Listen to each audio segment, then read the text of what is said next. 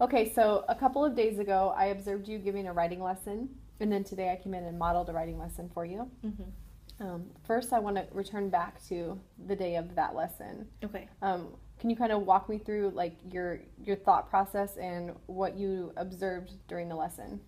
So when I was teaching them, we were talking about using the 5 steps of the writing process. So we had gone through the previous day and used a circle map to brainstorm ideas for what you did on a weekend. And my exemplar model was to talk about going to a pumpkin patch. And so some of the kids had to have their own ideas, and then I had the one that I used for a model. And then after that, they were to use what they wrote in their circle map and write sentences about it. And so I modeled using first, then, next, and last for them to start their sentences. And they were to write their own sentences based on their topic on paper. And so we kind of had a difficult time because a lot of the kids were, first of all, using the wrong line paper. And I had to add loose leaf paper, which was not right for them at this stage of their writing. And we also should have used the same topic. And so I was thinking it would be better for them to have their own topic so that they can relate to it more. But I realized now it was too difficult. We probably should have stayed with the same topic. And so using the circle map was a good brainstorming tool. And using the first, then, next, and last was a good way for them to sequence their ideas. But I kind of needed to model for them a little more clearly how they should have done that. Okay, and so what I did observe when I was in there doing the observation was that you were very strategic in regard to putting your first, next, then, and last in different colors, and you were really good about modeling what the circle map should look like.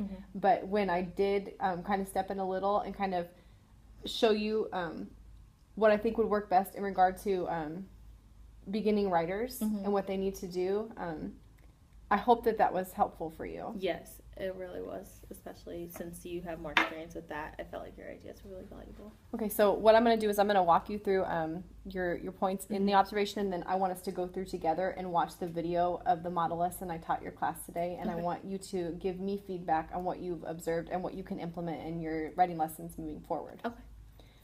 Okay, so when I observed the writing lesson, I did believe that your whole brain was effective. You do a really good job of gaining control of your class through, hands up, hands up, hands up, hands in, star. But what I would like to see more of is I would like to see more of you anchoring those academic terms using whole brain. So if you're going through the different parts of a personal narrative, the topic, and coming up with some type of gesture for that, then the details, then the closure. If you can come up with gestures for that, I think that'll help to anchor more academic terms for your scholars. Okay. Differentiation, improvement necessary. When I was in the class, I didn't see a whole lot of differentiation going on. You did outline the first, next, then, and last in different colors, but as you were conferencing with scholars, I didn't see a great deal of that. And I know that we talked prior that the best way to probably do that would be to have a highlighter.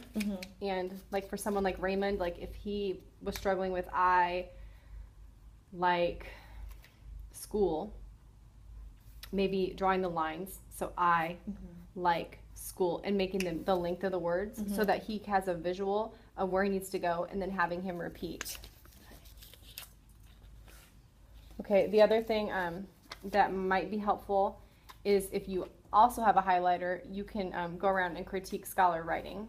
So if they're not putting letters appropriately on the line, you can model for them the correct way and have them trace over. So those are two different forms of differentiation. Okay. The other thing I'd like to see you utilize is your books, if you can hand me that, the writer's book. As you're modeling, and as you're modeling the Think Aloud, I would have this reference available, and I would model it for the scholars. Okay. The writing that you had up was exemplar writing. It had no errors in it. And in reality, when you're 6, You're going to have errors. you're going to have errors, but you need to know what to do to work through those errors, or what to do when you come to a word that you don't know how to spell. And you've done a really great job of putting up your word wall and incorporating the words that you've taught within your instruction, so you need to now teach that to your scholars as a tool. So when they're writing, if they don't know how to spell a word, first thing, what do?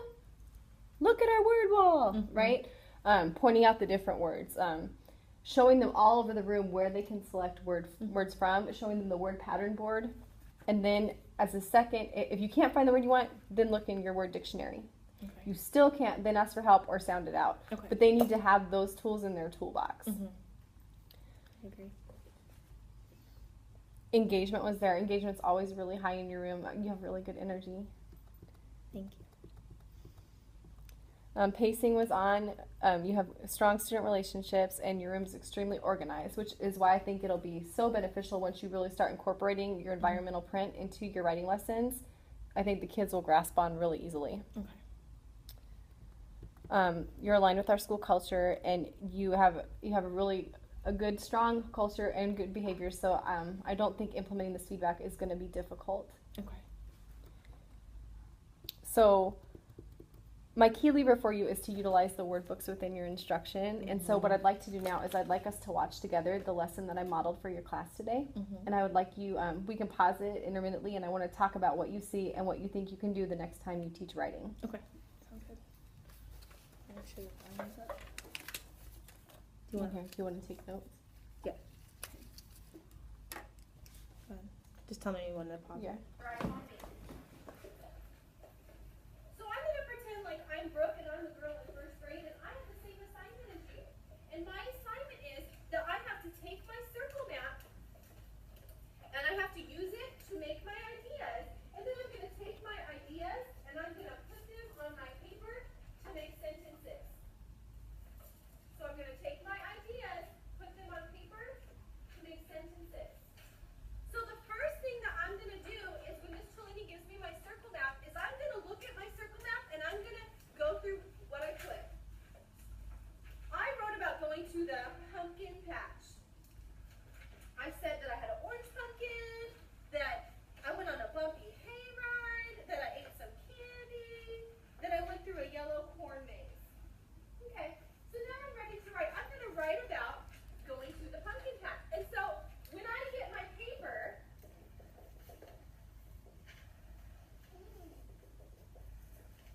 it's going to look like this. It's going to look like this. And the first thing I'm going to do when I get my paper is I'm going to put my name. Now, if I was in first grade, my name would be Brooke because when I was in first grade, I was a girl named Brooke. But you're not writing anything yet. Your hands are as far as you're watching this, Beaver. So I'm going to go ahead and I'm going to put my name. But you're not. You're just going to watch me. So I'm going to write my name on my paper.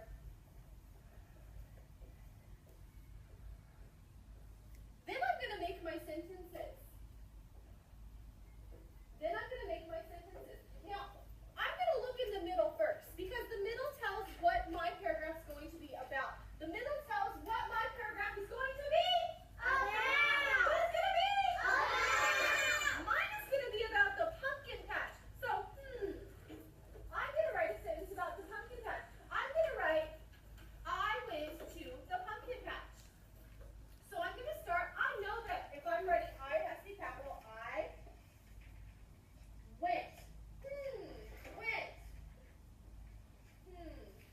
I don't know how to spell went.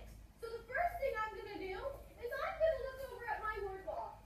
And I'm going to look at my words. I'm going to go, went. What, went. What? Oh, starts with W. So I'm going to see. Was, no, words, were, when, with. I don't see went up here. So if Miss Cellini is not busy, I'll raise my hand and she can help me spell it. But if she's busy, I'm going to sound it out the best I can. So I'm going to sound it out. Miss Cellini, she's busy right now. I, finger space, I, finger space. I always put a finger space between my words. I went. When,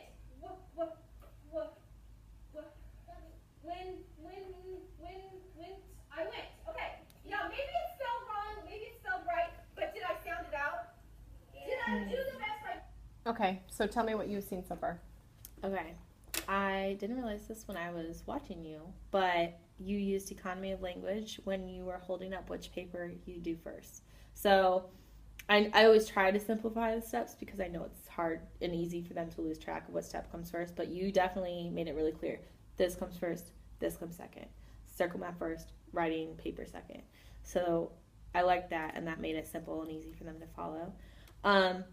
Also, I told them that they use a circle map to put their subject in the middle, but you told them you use that first and then you work your way out, which I didn't do before and I didn't even realize that. So I really liked how you did that. The other thing too you might want to do is you might want to start calling this the topic. The topic. To get them more familiar with the writing process. I agree. That's a good idea. And I don't know if you utilize this or not, but in thinking maps, in the circle map, the outside box is where you're supposed to put where you got the information from. Did you know that? I did not know. So, like for example, like pumpkins, where your prior knowledge, how did you know about pumpkins? Did you you learn about them from watching TV? Did you learn about them from books? The internet? Maybe you visited the pumpkin patch? So you're supposed to put where you got this information from. That makes more sense. Okay. So yeah, I can definitely utilize the circle maps in an easier way. Like it's really easy just to add that information into them. Another thing I noticed, you did the think aloud with errors. So for a six-year-old, that makes more sense. So that way they can see what to do. And using the environmental print, I know that you talked about that and just incorporating that in the lesson. Also, something I never did before was the finger spaces, and that's something that they really need to know because their words are all condensed together. So that's what I noticed so far. Okay.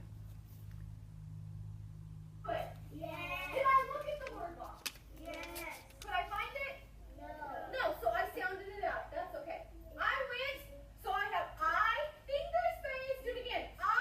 Finger space. Went, finger space. To the. Oh my goodness, I forgot how to spell the. I forgot how to spell the. Show me where I can look. Show me. Oh, my Atlanta, Georgia. I could go over here and move. There's the word that. So I can just copy it right off the word wall. Okay? So I went to the. Oh. Finger space. Finger space. Oh, the. So look at the word wall. Oh, there's my friend the up on the word wall. Cool. Okay, so I went to the pumpkin patch. You know what? I don't know how to spell pumpkin patch, but there's somewhere that it's spelled for me. Pumpkin patch.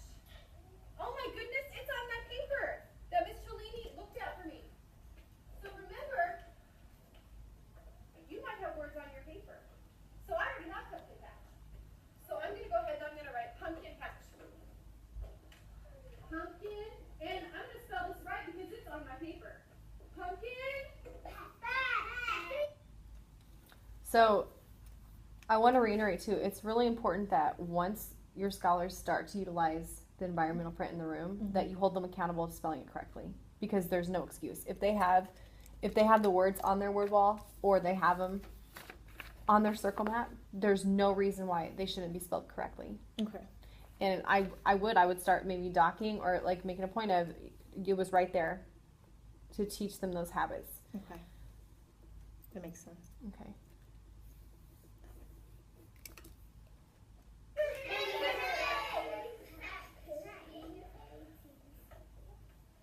Okay, I'm done with my sentence. I'm done. On the count of three, tell me that I'm missing one, two, three. Period. I need a period. Okay, let's read it now. I went to the pumpkin patch. Now it's time for me to check, because I need to check after every sentence. Did I put a capital? Yes. Check. Did I put my finger spaces? Check. Did I put a period? Check. Okay, so I'm good. Now I can go to my next sentence. So I'm done with this part in the middle, pumpkin patch. So I'm going to cross this out. So I already wrote about that. If you can hear me touch your nose, if you can hear me touch your ears, if you can hear me wiggle your fingers, I'm crossing this out because I already used that in my writing. I don't need that anymore. But now, I'm going to write about how I got an orange pumpkin. So now I'm going to move on. When I start my new sentence, I need a what? About how. I Okay, so tell me what you have observed here. We can go back to it in a Okay. second.